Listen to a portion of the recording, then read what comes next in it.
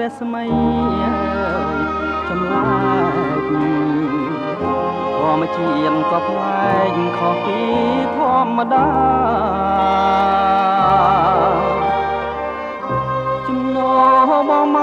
កក្រក្លំកាណាត់នំដល់ដួងចិន្តា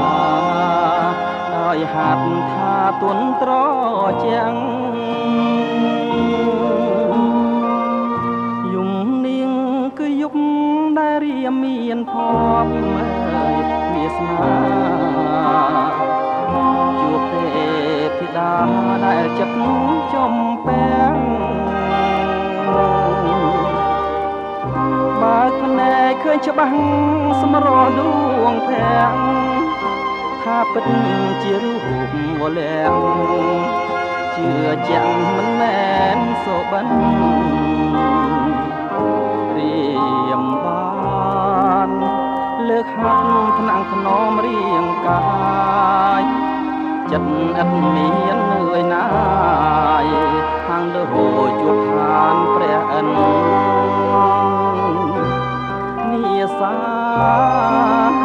ខំស្រងខំស្រោបយកក្លិន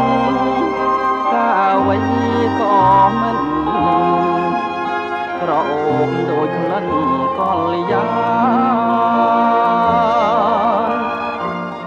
ពេលរៀមភ្ញាក់ឡើងដឹងខ្លួនស្រវាងរកស្រីរាត្រីក៏คล้ายជាក្តីខកខា